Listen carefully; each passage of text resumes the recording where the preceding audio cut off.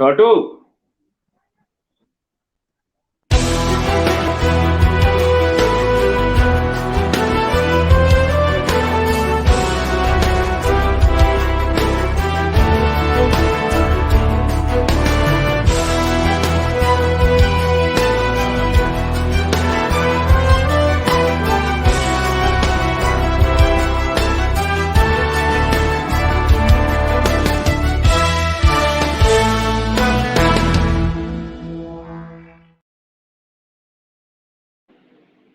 मैं हूं केशव पंडित और आप देख रहे हैं देश का तेजी से बढ़ता टीवी न्यूज चैनल। और इस वक्त आप देख रहे हैं खास प्रोग्राम हमारा लाइव इंटरव्यू।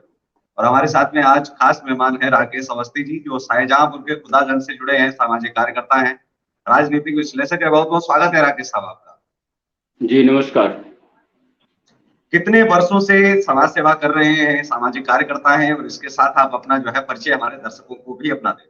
जी जी मैं राकेश अवस्थी कस्बा खुदागंज से हूँ और मैं काफी समय से समाज सेवा में लगा हुआ हूँ। मुझे समाज के लोगों की सेवा करना जो है, मुझे कुछ अलग ही आनंद आता है समाज के लोगों की सेवा करना। और साथ साथ में मैं राजनीति से भी जुड़ा हूँ। इस बार मैं अपने नगर पंचायत खुदागंज के मोहल्ला कायस्थान से अपनी बेटी को चुनाव भी लड़ा रहा हूँ सभासद पद का। तो बेटी कितना पढ़ी है, क्या पढ़ाई है और किस तरफ उसका रुझान रहा? क्योंकि राजनीति में तो आप हैं, तो बेटी को क्यों ला रहे हैं? आप भी तो खड़े हो सकते थे। नहीं, हमारे यहाँ पर महिला सीट है। अच्छा, महिला सीट है, इसके कारण जो जी। है बेटी को और आप जो है राजनीति में ले आए। और राजनीति और में हमारी कैसे आप देखते हैं कि क्या कमी रह गई खुदागंज में, खुदागंज नगर पंचायत में, जो आप जिसे पूरा करना चाह रहे हैं? आपको लग रहा है कि ये वाले काम अधूरे रह गए, उनको आप पूरा करेंगे?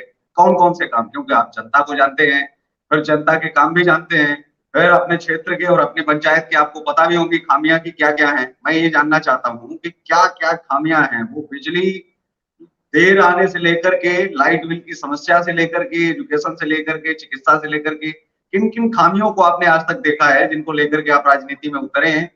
वो आप नगर पंचायत की कुछ समस्याएं आप गिना दें, क्योंकि दर्शक देखेंगे, आपके खुदागंज के भी लोग देखेंगे, तो उन्हें भी जो है समझ में आना चाहिए कि हमारा जो प्रत्याशी खड़ा हो रहा है उसको जो है हमारे बारे में और हमारी समस्याओं के बारे में बहुत अधिक पता है। जी जी, सबसे पहली बात तो शिक्षा की है। जो हमने अपनी बेटी को कैंडिडेट बनाया है, हमारी बेटी एमएससी मैथ से एमएससी किया है उसने और बीएड कर रखा है।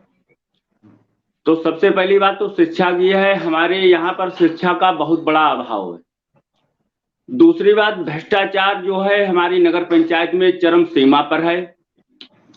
पिछले में चुनाव में जिन लोग जो मैं भी आपको रोकना चाहूंगा। भ्रष्टाचार किस प्रकार का भ्रष्टाचार? वो आप विस्तृत थोड़ा डिटेल से बताते चलेंगे दर्शकों के साथ, तो समझ में भी आएगा। क्योंकि आज के दौर में प्रत्याशी का पूरा काम है कि जनता को वो समझा सके कि आखिर भ्रष्टाचार है, ये तो पूरे देश में है, ऐसी कोई जगह नहीं है जहाँ दीमक की तरह करप्शन लगा नहीं है। तो ऐसे में ये समझना बहुत जरूरी है कि वो किन किन चीजों में भ्रष्टाचार है, भ्रष्टाचार है क्या, जनता कैसे उसको समझ पाए कि कहां पर जनता ठगी जा रही है। जी भ्रष्टाचार तो हर जगह पर है और राजनीति जो है वो एक सेवा करने का साधन मानता हूं मैं राजनीति को। तो अभी हमारे यहाँ प्रधानमंत्री आवास योजना आई थी, उसमें वर्तमान जनप्रतिनिधियों ने एक दो को छोड़कर बाकी जनप्रतिनिधि ऐसे रहे हैं कि लोगों से 30,000 40,000 रुपया प्रति आवास लिया है। और छोटे मोटे काम के लिए अगर वो जनप्रतिनिधियों के पास जाते हैं तो बगैर सुविधा शुल्क के उनका कोई काम नहीं होता है। और जनप्रतिनिधि जो सभासद हैं वो ये सोचते हैं कि इस व्यक्ति से मैं पैसा नहीं ले पाऊंगा, तो उसको वो टरका देते हैं। तो आने वाले तो समय में आप उन आवासों की जांच करवाएंगे? क्योंकि आपकी एक नागरिक होने की जिम्मेदारी भी बनती है और समाज सेवी हैं आप, इसके नाते भी आपकी जिम्मेदारी बनती है कि आप डिबेट में भी और इंटरव्यू में भी आप ये आश्वासन देते हैं कि आने वाले समय में अगर आप जीतते हैं, आपकी बेटी अगर जीतती है, तो कार्रवाई निश्चित तौर पर उन लोगों पर की जाएगी जिन्होंने 30-40 हजार रुपए देकर के अपात्र होते हुए भी वो आवास जो है लिए हैं, या फिर पूर्व सभासदों पर भी कार्रवाई होगी जो इसके दायरे में आने वाले अधिकारी हो या फिर सभासद? जी मैं आपके चैनल एटीवी न्यूज के माध्यम से अपनी जनता को बताना चाहता हूं कि मैं सभासद तो एक ही वार्ड से चुना जाऊंगा, लेकिन मैं ये जनता को पूरी सांत्वना देना चाहता हूं कि मैं नगर पंचायत में जितने भी आवास आए हैं और लोगों से सुविधा शुल्क लिया गया है, उन सबकी जो है जांच करवाएंगे हम, और जो भी भ्रष्टाचार हुआ है उस भ्रष्टाचार की कड़ी से कड़ी कार्रवाई करवाने की पूरी कोशिश करूंगा।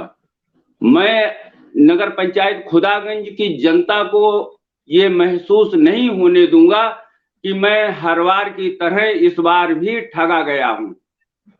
पूरी कोशिश करूंगा। राजनीति में पद चाहे प्रधान का हो या फिर पद चाहे प्रधानमंत्री का हो, प्रोटोकॉल आ जाता है जीतने के बाद में। ये क्या है? मतलब जब जनता के लिए ही प्रतिनिधि अगर चुना जाता है तो प्रतिनिधि के अंदर ऐसा कौन सा भूत घुस जाता है जीतने के बाद में कि वो बात करने तक से कतराने लगते हैं कि नहीं 5 साल तो मिलना ही नहीं है। जनता छोड़िए, आप हम मतलब पत्रकारों तक से जो है नहीं मिलते हैं कि कहीं ऐसे किसी सवाल का जवाब ना देना पड़ जाए। ऐसा क्या डर क्या होना चाहिए राजनेताओं में?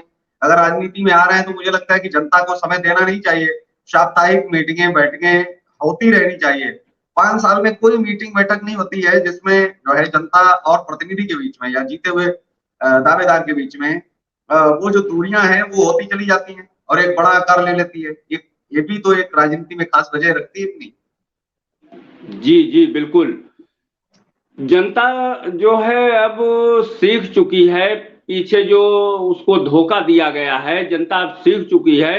तो ऐसे जनप्रतिनिधियों को जनता आपकी सबक सिखाएगी, और मुझे पूर्ण भरोसा है अपनी जनता के ऊपर कि वो हमारी बात का पूर्ण भरोसा करेगी और मुझको पूर्ण समर्थन देगी।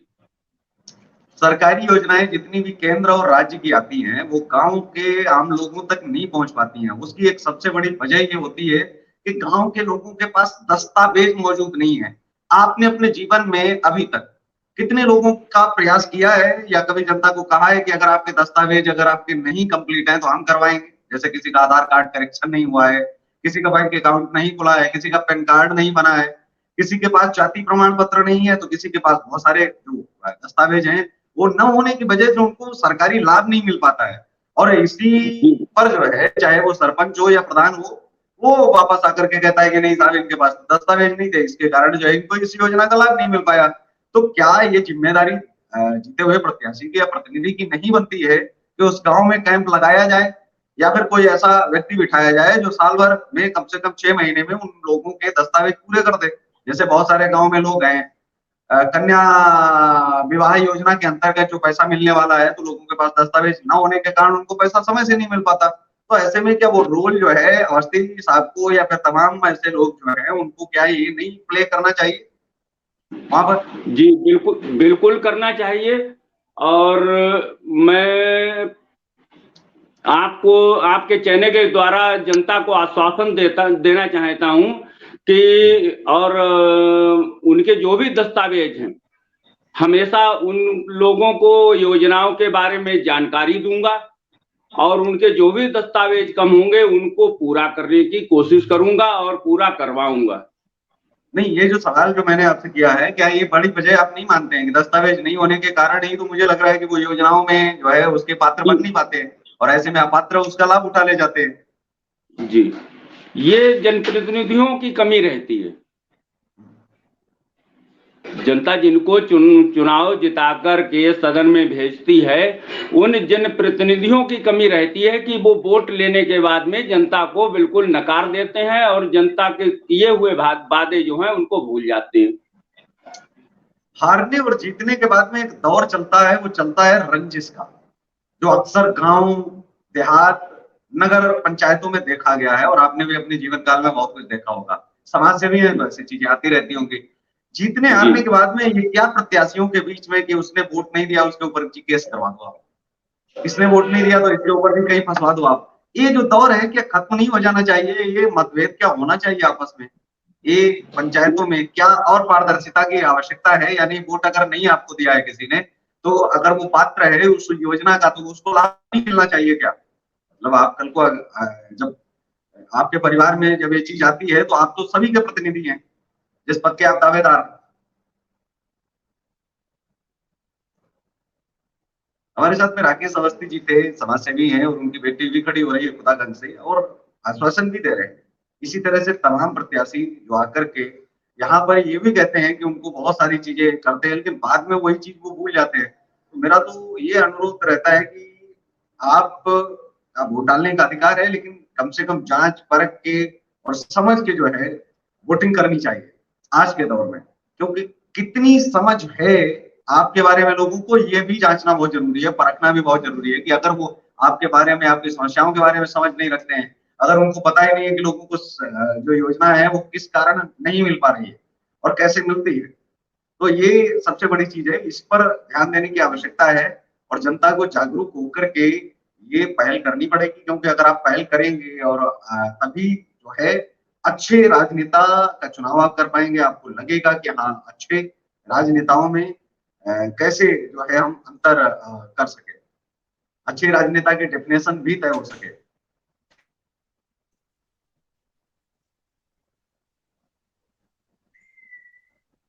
जी महेश पाल जी, हमारे साथ में संपर्क राकेश अवस्थी साहब का फिर जो है जुड़ गए हैं।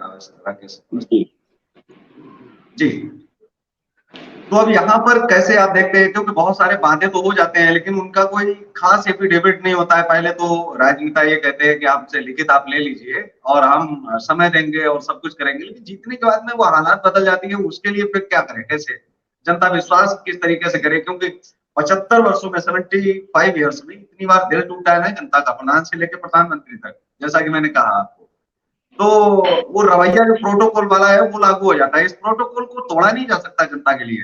क्या राजनेताओं का इतना बड़ा दिल नहीं हो सकता कि जीतने के बाद में उनको आगे बढ़ने के लिए अपने गांव की अगर जनता संभल नहीं रही है तो आगे आने वाले समय में एक प्रधानमंत्री जब पूरा देश चलाता है तो पूरे देश चलाने के लिए तो पूरे देश को परिवार मानना पड़ता है। जी जी, बदला क्यों नहीं जा सकता है, लेकिन ये होता है कि जब जनप्रतिनिधि की जो याददाश्त होती है वो बहुत कमजोर हो जाती है, लेकिन मैं अपने को ऐसा नहीं मान रहा हूं और थोड़ा लालच भी आ जाता है जनप्रतिनिधियों के अंदर, तो उस लालच को दूर करना होगा। और राजनीति एक सेवा का माध्यम है, तो सेवा करने का माध्यम बनाए रखें, ना कि उसको रोजगार बनाएं। एक सवाल हमने आपसे किया था कि जब ये केस और लोगों को फंसाने की प्रक्रिया, ये सब जो गांव में बहुत सारे ऐसे भी लोग होंगे जिनके ऊपर रंजिश के तहत बहुत सारी कार्यवाहियां जो है की जाती है, शासनकाल में लोग करवाते ही है, तो उन पर भी आप जांच बिठाएंगे और उनको आप न्याय दिलवाएंगे। हालांकि वो वोट नहीं भी आपको कर सकते हैं, ऐसा भी हो सकता है कि वो आपको वोट ना करें, लेकिन आप जानते हो कि ये निर्दोष है, तो आपका क्या रवैया रहेगा, आप किस तरीके से, क्योंकि आप सामाजिक कार्यकर्ता रहे हैं और हैं आप वर्तमान में, क्योंकि सामाजिक कार्यकर्ता तो ठीक वैसे ही होते हैं कि वो समाज सेवा के भाव से भी जुड़ते हैं लोगों से। जी जी, बदले की राजनीति नहीं होना चाहिए, बदले की राजनीति जो है वो नहीं होना चाहिए। और जिन लोगों पर जो है कानूनी कार्रवाई अगर होती है या हुई है, मैं उसकी पूरी जांच करवाऊंगा और निष्पक्ष रूप से जांच करवाऊंगा, और जो दोषी हैं उनके विरोध में उनके ऊपर कड़ी कार्रवाई होना चाहिए और जो निर्दोष हैं उनको बरी होना चाहिए। जी, जीतने के बाद में ये भी अक्सर होता है कि जो ग्राम समाज की जमीन है उस पर कभी बहुत सारे अवैध कब्जे दे दिए जाते हैं, बहुत सारी जमीनों पर अवैध कब्जा लोगों ने करके रखा है, बहुत सारी जमीनों पर कब्जा है। कुछ लोग गांव के ऐसे भी होते हैं जिनके बेचारों की जमीन तो कब्जे में है, लेकिन उनकी जांच जो है वो लेखपाल इसलिए नहीं कर पाता है क्योंकि प्रधान का दबाव होता है, सरपंच का जवाब होता है, नगर पालिका अध्यक्ष का दबाव होता है। तो ऐसे में आप कैसे देखते हैं कि आपको जनता के साथ में रहना चाहिए या गांव के लोगों को ये देखना चाहिए कि नहीं ये हमारे परिवार का है, नाराज हो जाएगा अगर जांच करवा दी तो 2 इंच इसके घर में निकल जाएगी या इसके खेत खलिहान में निकल जाएगी। ऐसी छोटी छोटी समस्याएं बहुत ज्यादा गांव में होती है, जिसके कारण लोग आपस में प्रतिस्पर्धा तो होती ही है, लेकिन आप देखते होंगे कि आपस में ये लोग बढ़ नहीं पाते हैं। आपसी रंजिश, आपसी खुन्नस, ये सब चीजें जो है मनमुटाव ज्यादा रहता है। तो इस मनमुटाव को कम करने के लिए आपकी क्या पहल है अभी तक की, ये मैं जानना चाहता हूँ। जीतने के बाद ही पहल होगी या समाज सेवी बतौर भी आपने कोई पहल ऐसी की है पहले से? ये पहल हमारी शुरू से ही है और आगे भी जारी रहेगी कि बदले की भावना से कोई भी काम ना हो, और जो भी जांच होगी, मुझे लगता है कि ये काम गलत हुआ है तो उसकी निष्पक्ष रूप से जांच करवाऊंगा, भले ही वो क्यों ना हमारे परिवार का व्यक्ति हो।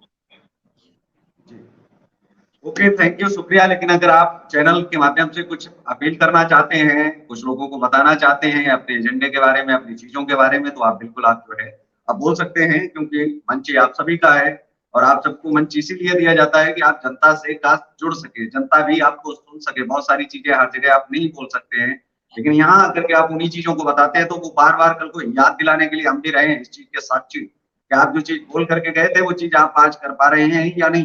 कल को ऐसी समस्याएं अगर आपके क्षेत्र में आती हैं जी। जी, मैं आपके चैनल के माध्यम से मैं अपने नगर की जनता को ये आश्वासन देना चाहता हूं